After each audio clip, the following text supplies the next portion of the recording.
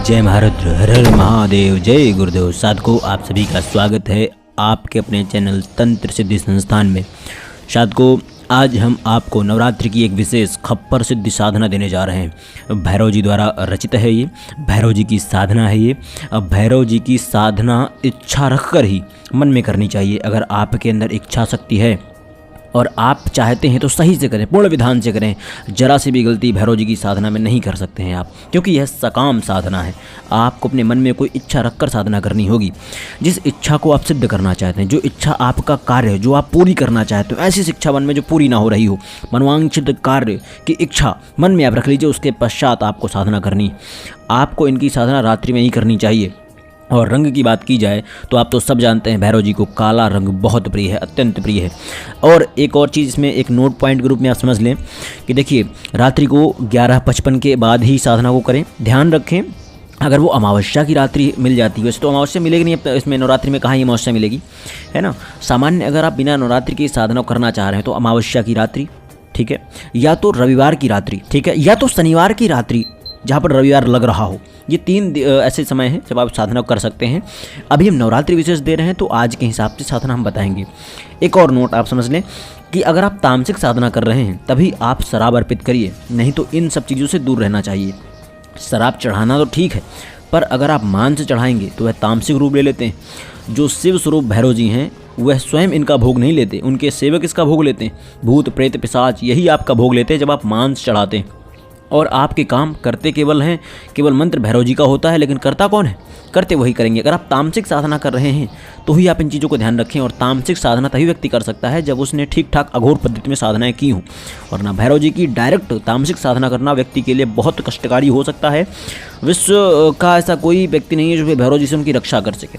माता धूमावती, शिव की अघोर पद्धति, या कोई ऐसा विशेष तांत्रिक जिसको 10 महाविद्याओं में से कोई एक महाविद्या पूर्ण रूप से प्रत्यक्ष रूप से प्रत्यक्षित होंगी, वही साधना कर सकता है, फिर वही आपको बचा सकता है। साधकों, भैरव जी की राजसिक साधना ही करनी चाहिए, क्योंकि सात्विक साधना में भैरव जी को प्रसन्न करना बहुत कठिन हो जाता है।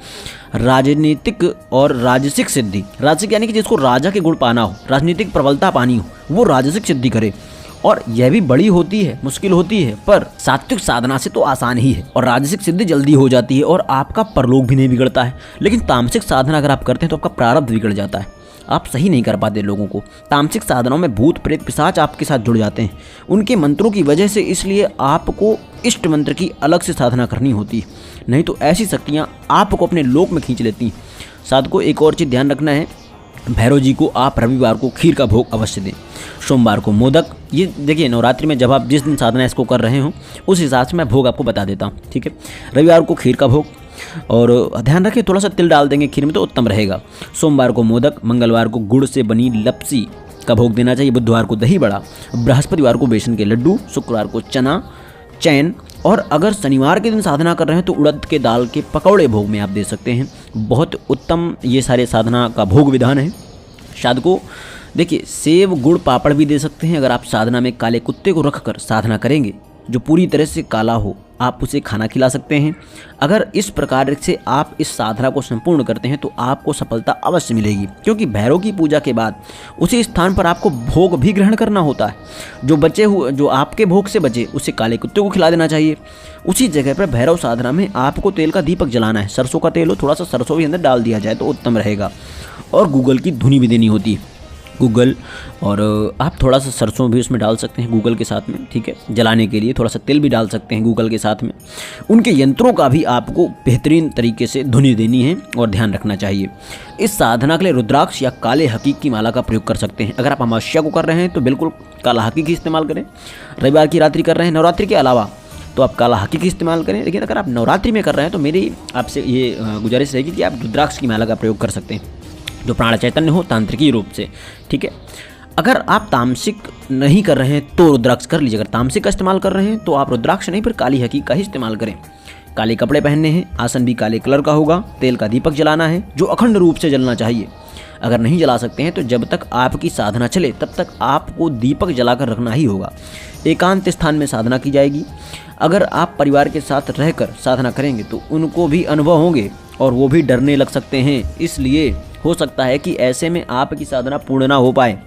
इसलिए आपको एक हमारा आप ये समझ लीजिए कि सुझाव है कि जब भी आप भैरव जी की खप्पर साधना करें, कोई ऐसी साधना करें जो राजसिक हो, तमस के आसपास हो, या सात्विक भी हो। सात्विक में भी क्या है ना कि सामान्य रूप से कुछ ना कुछ प्रभाव तो दिखाते ही हैं, वो समय लगता है परंतु प्रभाव तो दिखाते हैं। तो अगर आप भैरव की साधना कर रहे हैं, किसी विकराल शक्ति की साधना कर रहे हैं, तो परिवार से हटकर करें, किसी अन्य स्थान पर करें, एकांत में करें जाकर, कोई कमरा लेकर करें जाकर, ठीक है, कोई दूसरा घर हो तो वहाँ करें जाकर के, ठीक है। इससे क्या होगा कि उनको सामान्य अनुभव हो सकते हैं, लेकिन इस प्रकार के अनुभव नहीं होंगे कि वो डर जाएं, ठीक है।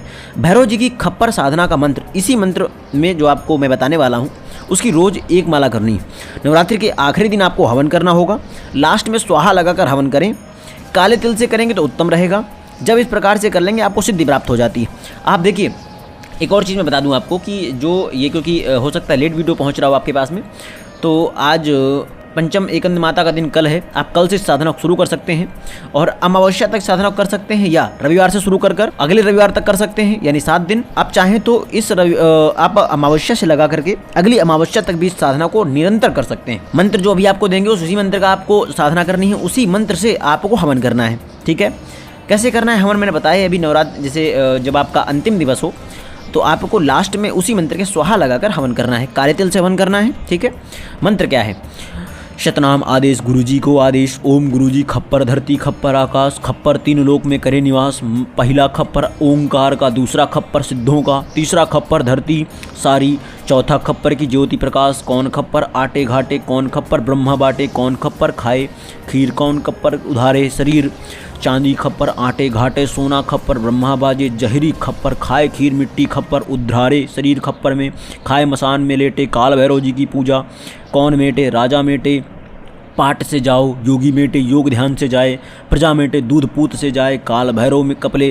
केस शीस गुरु का बालक करता फिरे, अलेस अलेस काला पीला तोतला। तीनों योद्धा करें रक्षापाल, रहे पाताल मस्तक बिंदी सिंदूर की। हनुमान भैरवनाथ की गुरु जी को आदेश आदेश आदेश।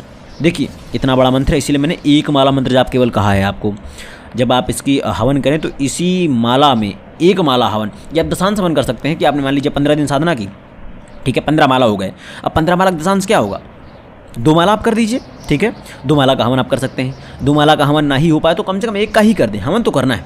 इसी मंत्र से आपको जप करना है और एकांत स्थान में आप वहाँ पर भैरव जी की मूर्ति की स्थापना कर सकते हैं, विग्रह का। अगर उनकी ना हो तो मूर्ति की स्थापना ना हो तो यंत्र की स्थापना कर दें, उनकी फोटो की स्थापना कर दें, ठीक है। उसके आगे तेल का दीपक जला लीजिए। सबसे पहले श्री गणेश जी का पूजन करना है, फिर गुरु पूजन करना है। उसके पश्चात भगवान शिव की एक मंत्रमाला जाप अवश्य करें। पूजा आप बटुक भैरव की साधना से शुरू कर सकते हैं, आप बटुक भैरव के रूप में कर सकते हैं, ठीक है। किसी अन्य भैरव का नाम ना लीजिएगा, क्योंकि अन्य भैरव कंकाल हो सकते हैं, विकराल हो सकते हैं, कापालिक हो सकते हैं, वो कठिन हो सकते हैं आपके लिए, ठीक है। इसलिए बटुक भैरव जो कि सामान्य साधना हो सकती है उनकी, तो बटुक भैरव जी की साधना के रूप में आप कर सकते हैं। इस प्रकार से आपको खप्पर की सिद्धि प्राप्त होती है। खप्पर की सिद्धि बहुत ही चमत्कारी होती है। इसमें क्या प्राप्त होता है वह केवल गुरु शिष्य परंपरा में ही पता होता है, परंतु इससे जो प्राप्त होता है वह दुनियादारी से हटकर ही होगा। लंबे समय तक इसकी साधना करने से उसको विभिन्न प्रकार की शक्तियाँ, विभिन्न प्रकार के लोगों का भ्रमण दिखाई पड़ता है, जो साधारण मनुष्य को दिखना असंभव है। इसके लिए आपको ध्यान रखना है कि योग्य गुरु को चुनाव करना बहुत आवश्यक है। अगर आपके पास कोई योग्य गुरु नहीं है तो आप भगवान शंकर को गुरु मानकर साधना कर सकते हैं। और सावर मंत्र में आपका मंत्र ताकतवर होना चाहिए। सावर मंत्र गुरु की आवश्यकता नहीं होती है, सावर मंत्र जो हमने दिया है आपको, ठीक है। इसीलिए आप कर सकते हैं साधना को। आपको यह ध्यान रखना होगा कि आपने अपना इष्ट मंत्र और गुरु मंत्र पूरी तरह से जपा हो।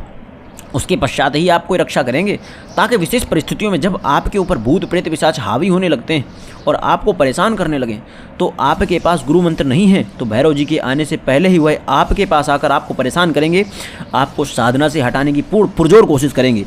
इस कारण से मैं बोलता हूँ हमेशा कि कुंडली विश्लेषण करवाएं, गुरु मंत्र का जाप करें, इष्ट मंत्र का जाप करें, रक्षा मंत्र का जाप करें, तभी आप कोई योग्य सिद्धि प्राप्त कर सकते हैं। इन सब बातों का ध्यान रखते हुए ही आप करेंगे, तभी आपको सिद्धि आपकी योग्यता के आधार पर, योग्यता प्रकार से आपके लिए योग्य होगी।